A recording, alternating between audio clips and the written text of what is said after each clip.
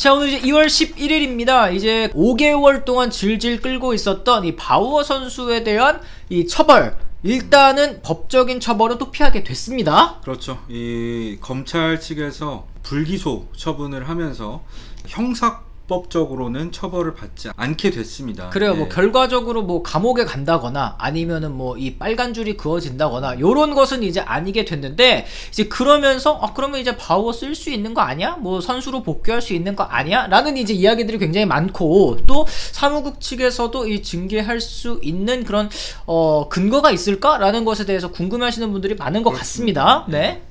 메이저리그는 기본적으로 형사법과는 무관하게 가정폭력 방지 조약이 생긴 이후로는 가정폭력 관련 이슈가 생긴 선수들은 거의 전원 처벌을 받았다고 보면 됩니다.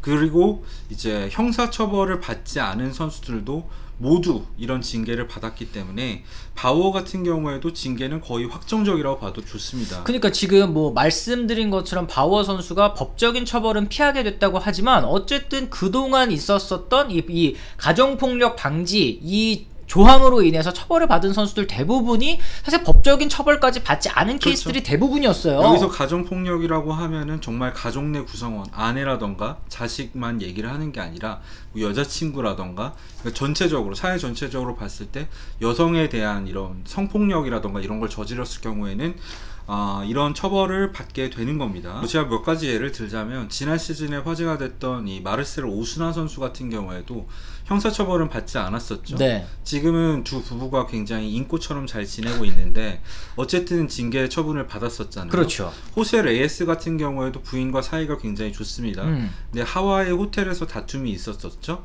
그것 때문에 형사처벌은 받지 않았었지만 80경기 정지를 받았었고요. 뭐 파밀리아 같은 경우도 그렇죠. 있었죠. 뉴욕 매치의 주릭슨 파밀리아 같은 경우에도 뭐 심지어 가정폭력 방지법 이런 규정에 대해서 홍보하는 것도 했었는데 아내랑 다툼이 있었고, 아내가 실제적으로 상처를 입은 이게 사진들이 공개가 되기도 했었는데 형사처벌은 받지 않았습니다. 단 징계는 받았어요. 그래요. 그러니까 사무국 쪽에서 이런 부분에 있어서는 굉장히 좀 엄격하게 접근을 하고 있다라는 얘기를 할 수 있을 것 같은데, 사실 법적으로 책임이 없는데도 출전 정지를 시키는 게 과연 맞느냐라는 의견도 또 커뮤니티에서 종종 보이는 것 같더라고요. 이거는 메이저리그 사무국의 권한인 거죠. 직장의 권한이라고 할 수 있는 거죠. 그러니까 예를 들어서 어떤 직장에 다닐 때 직장 내 규정을 어겼을 경우에는 직장 내에서 처벌을 받는 거죠. 뭐 직장에서 깜빵을 보낼 수는 없지만 직장에서 생각했을 때 문제가 있었을 때 정직 또는 휴직 뭐 이런 처분을 주지 않습니까? 아니면 감봉 이런 거랑 똑같은 개념이라고 보시면 됩니다. 그렇습니다. 일단 사무국 쪽에서도 이 바우어 선수의 검찰 관련 이 얘기가 나왔음에도 불구하고 자체 조사를 여전히 진행 중이고, 적절한 시점에 오면 바우어 사건에 대해서 얘기를 하겠다라고 했는데, 이 적절한 사건 사실 뭐 직장 폐쇄 이후라고 봐야 될 것 같습니다. 그렇죠. 직장 폐쇄 이전에 이거를 발표를 할 수가 없는 상황이기 때문에 좀 미뤄지고 있지만 이미 법원의 판결도 어느 정도 나왔다고 보이고요. 또 조사도 어느 정도 끝난 상황이라고 생각을 하기 때문에 ESPN 등 현지 매체는 이 직장 폐쇄가 끝나자마자 바우어 관련 발표가 있을 거라고 보고 있습니다. 네, 다저스도 뭐 사무국 결론이 날 때까지는 노코멘트 하겠다라고 이제 얘기가 나오고 있는데, 이랬을 때 이 지역 언론의 이 분위기는 굉장히 좀 안 좋은 그런 상황입니다. 그렇습니다. 바우어의 복귀에 대해서 굉장히 부정적이네요. LA 타임스 같은 경우에는 이제 다저스의 선택이 남았다. 이론상 복귀가 가능하고 다저스 선수로서도 활약을 할 수가 있게 됐다. 그리고 다저스 지금 상황이 선발진이 부족한 상황이다. 하지만 다저스는 바우어를 복귀시키지 않을 것이고 그래서도 안 된다라고 얘기를 했습니다. 네, 뭐 바우어 선수의 출전 정지 징계가 끝나면 이 다저스 쪽에서 남은 계약을 무효화하려고 시도할 수도 있겠습니다만, 그랬을 때 이제 바우어 선수도 이 남은 연봉을 모두 받기 위해서 항소할 것은 뭐 분명하기 때문에, 그리고 여기에서 이제 선수 노조 쪽도 아예 이렇게 바우어 선수를 외면하게 된다면 또 선수 노조 쪽에서 목소리가 나올 수가 있죠. 그렇기 때문에 굉장히 다저스 입장에서도 복잡한 그런 상황이 좀 된 것 같습니다. 맞습니다. 지금 어쨌든 다저스의 선발 상황을 보면 뷰러와 우리아스 외에는 미들 선수가 아무도 없죠. 네. 뭐 데이비 프라이스라던가 토니 곤솔린이라던가 이번에 영입한 앤드류 히니 다 어떤 선수들인지 저희들은 알고 있잖아요. 네. 한 시즌을 풀로 이 선발 로테이션에 들만한 선수냐라고 했을 때는 굉장히 어려운 상황이기 때문에 사실 바우어가 그대로 복귀하는 게 다저스 전력에는 도움이 될 수도 있는 상황이지만 문제는 선수단 분위기도 굉장히 안 좋잖아요. 네. 지금 선수단도 이 바우어 선수의 복귀를 원하지 않는다는 분위기가 굉장히 팽배하고 또 그렇죠. 결정적으로 이 포스트 시즌 때 선수단들은 지금 뭐 포스트 시즌 선발 없어서 뭐 커쇼 선수도 뭐 없고 뭐 고생하는 그런 가운데 이 바우어가 유튜브를 통해서 포스트 시즌 중계를 또 하면서 논란을 일으키기도 했었잖아요. 맞습니다. 그런 거를 생각했을 때 다저스 선수단과 바우어의 관계도 악화될 대로 악화된 상황이라고 보시면 될 것 같습니다. 네. 일단 바우어 같은 경우에는 이 계약금 그리고 앞서 받은 연봉을 제외했을 때 6,400만 달러의 잔여 계약금이 남은 상황이에요. 두 시즌 동안.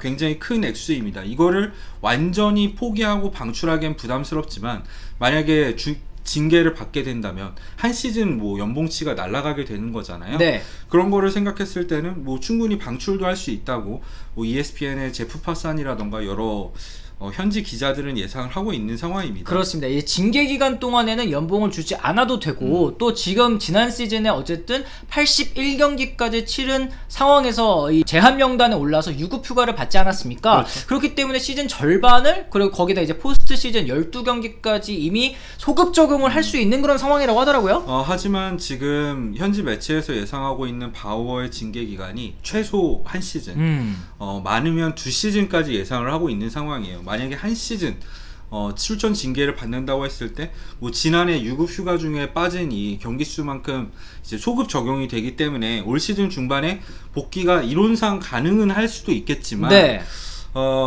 바우어가 복귀해서 바로 제 기량을 보여줄 수 있을지도 확실하지 않은 상황이고 여러 가지 복잡한 이런 과제들이 남아있다고 생각을 합니다. 그렇습니다. 그랬을 때 이 다저스는 과연 어떤 선택을 좀 해야 될까요? 이 바우어 선수를 방출하기에도 현재는 남은 연봉이 너무나 많고 이 징계가 얼마나 나오느냐에 따라서 달라지긴 하겠습니다만 그렇죠. 쉽사리 지금은 어떤 선택도 하기에 어려운 그런 상황처럼 보이거든요. 일단 다저스가 징계 결과가 나오자마자 방출할 확률은 사실상 높지 않은 편이에요. 하지만 징계 기간 동안 생각을 할 수 있겠죠. 만약에 한 시즌이라고 하면 반 시즌 동안 어떻게 할지 지켜볼 수도 있는 거고요. 어차피 돈을 안 줘도 되니까. 네.